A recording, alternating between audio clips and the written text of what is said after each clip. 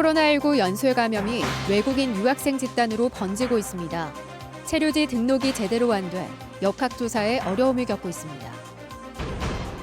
충북도민 2만 2천 명이 코로나 백신 접종을 마쳤습니다. 다음 달 접종을 앞둔 75세 이상은 응답자의 85%가 동의했습니다. 충북이 공들이는 또 하나의 철도, 경기 화성에서 청주공항까지 수도권 내륙선 철도 유치 릴레이가 이어졌습니다. 경기와 충북이 손을 잡았습니다. 청주시가 시 소유인 도로변 완충 녹지에 아파트 방음벽을 세우도록 허가했습니다. 이게 불법이어서 자체 감사가 진행 중입니다.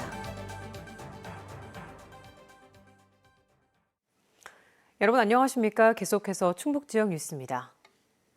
외국인 유학생들이 증평에서 코로나19에 집단 감염됐는데요.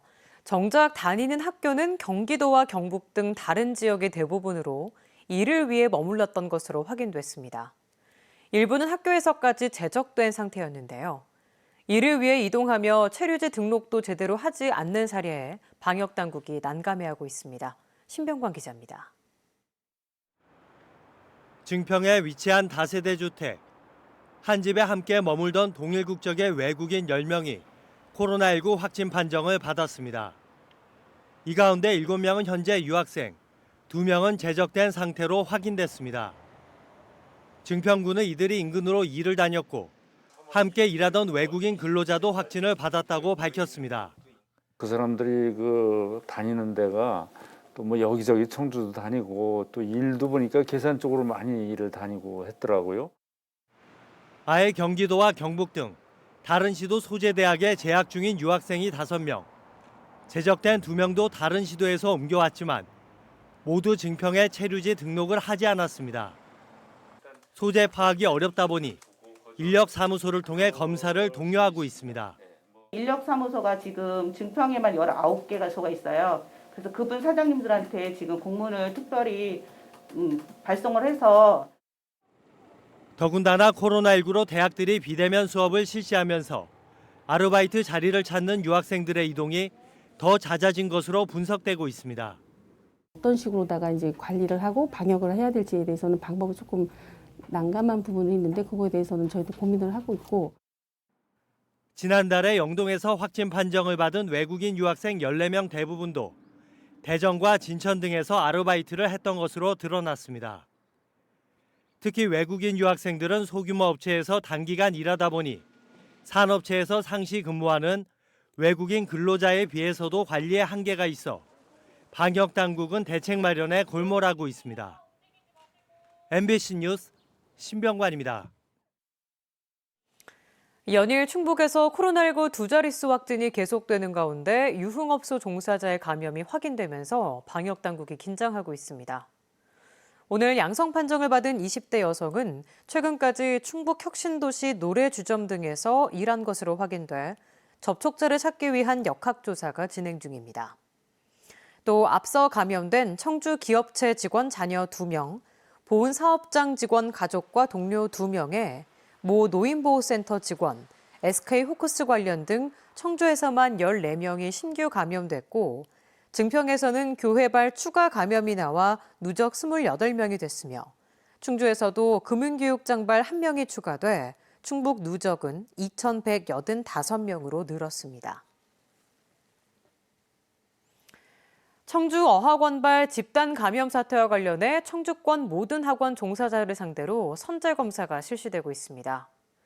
충청북도 교육청은 교육연구정보원 마당에 선별진료소를 차리고 금요일까지 나흘 동안 청주 소재 2,000개 모든 학원과 교습소 종사자 5,900명을 상대로 증상 여부와 관계없이 선제검사를 받도록 했습니다. 청주에선 청원고의 한 학원에 다니는 학생 10명이 집단 감염돼 이들과 직간접적으로 관련된 13개의 유초 중 고교가 등교 수업을 중단했습니다. 지난달 26일 시작된 충북의 1분기 백신 접종이 마무리 단계에 접어들었습니다. 가장 접종이 시급한 요양병원과 1차 대응 요원 등이 최우선 대상이었죠.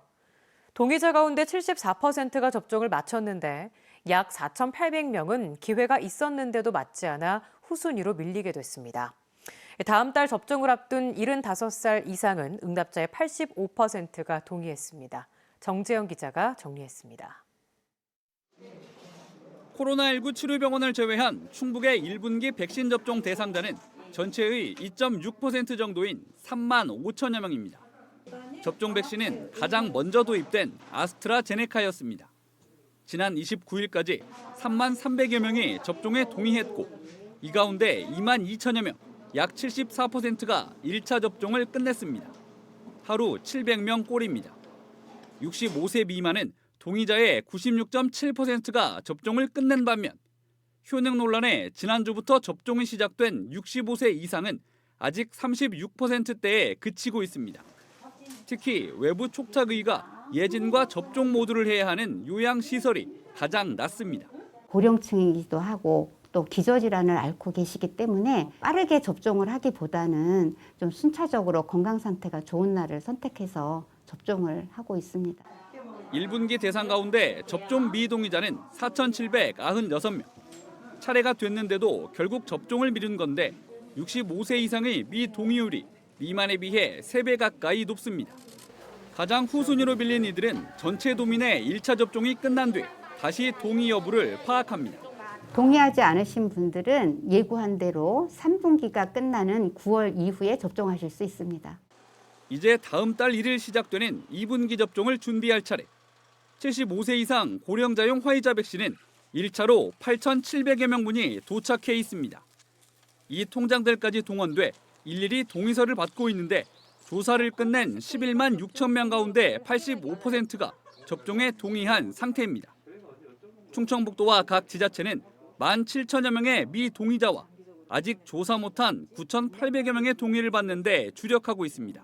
장기 출타 등으로 인해서 저희가 방문을 해도 직접 만나 뵐 수 없는 경우가 많아가지고 홍보를 좀 더 적극적으로 해서 신청하실 수 있도록. 한편 1분기 백신 접종으로 인한 이상 반응은 246건으로 발열과 근육통이 가장 많았고 아나필락시스 중증 이상 신고는 도내에 없었습니다. 충청북도 백신 접종 추진단은 접종을 미뤄도 백신 종류 선택권은 없다며 자신의 순서에 접종해 줄 것을 재당부했습니다. MBC 뉴스 정재영입니다. 자가격리 기간 가족들과 함께 TV를 보고 같은 공간에서 식사를 한 확진 환자를 제천시가 경찰에 고발했습니다. 이 확진 환자는 지난 27일 자가격리 해제 전 검사에서 자신은 물론 부모까지 양성 판정을 받았습니다. 제천시는 자가격리 수칙을 위반한 것으로 보고 감염병 예방관리법 위반 혐의로 경찰에 고발했습니다. 향후 10년간 철도 건설 지역을 결정할 4차 국가철도망 계획 확정을 앞두고 지자체 간 경쟁이 치열해지고 있습니다. 다음 달 초안 공개를 앞두고 이번엔 6개 지자체가 함께 릴레이 걷기 행사를 열었습니다. 김대훈 기자입니다. 대형 깃발을 든 사람들이 무리지어 철도망 유치를 외치면서 진천 도심을 걸어갑니다. 대형 오토바이를 탄 지역 동호인들도 철도 유치 홍보에 나섰습니다. 화성 동탄에서 안성과 진천을 거쳐 청주국제공항까지 78.8km 구간인 수도권 내륙선을 유치하기 위해 노선이 지나는 6개 지자체가 함께 마련한 행사입니다. 지자체가 릴레이로 깃발을 전달하는 건데 군수와 의장, 국회의원까지 한자리에 모였습니다. 제2의 제3의 혁신도시가 다시 생겨날 수 있고 진천을 획기적으로 발전시킬 수 있습니다. 행사 종착 지점인 청주국제공항. 이시종 충북도지사와 한범덕 청주시장이 이들을 반갑게 맞이합니다.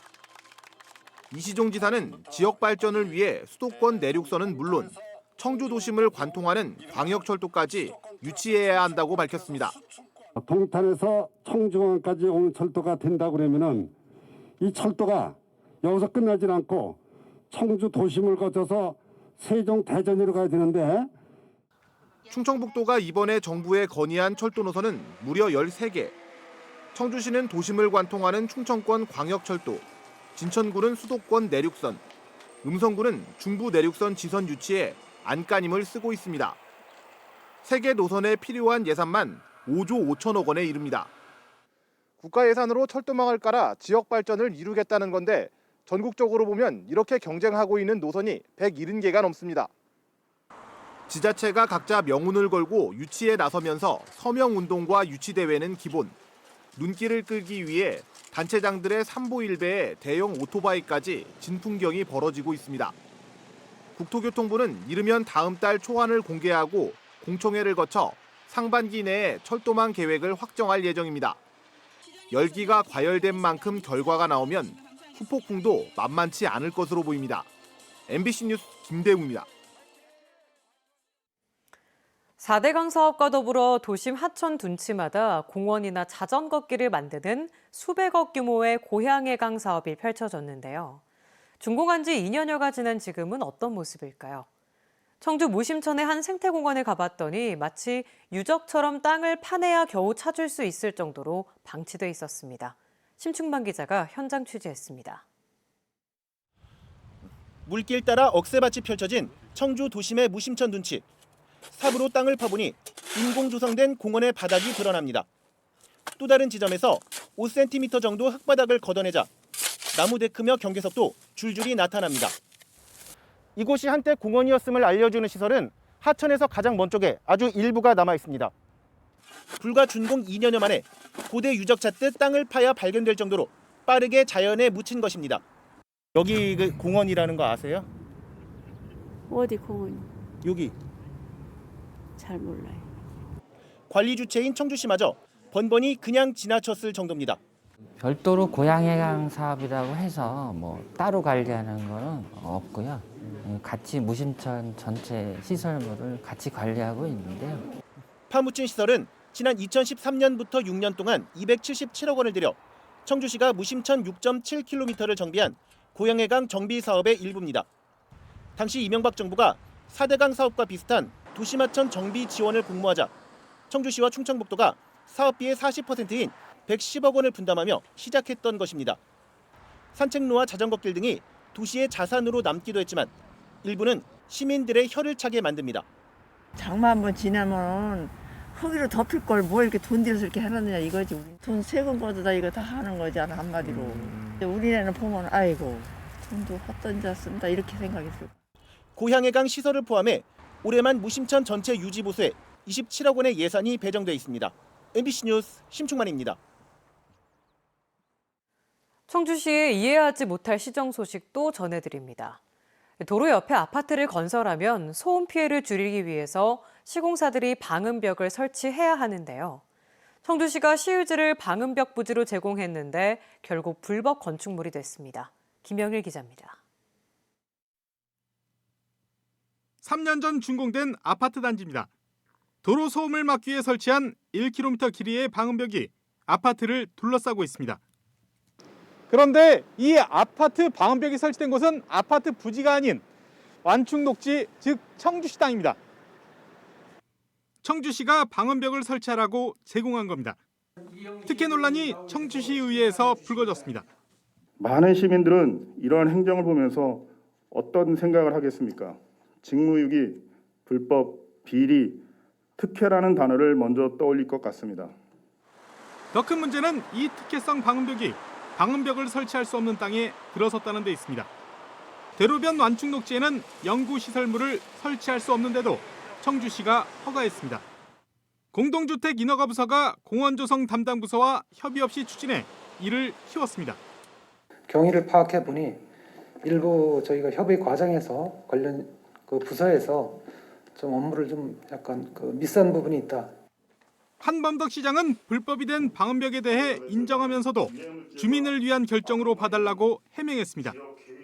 소음을 비롯한 여러 가지 환경 오염 공해 차단이라는 취지에 따라 적극적인 해석으로 설치된 시설이라는 공직사회 소통 부재로 결국 불법 딱지가 붙은 아파트 방음벽.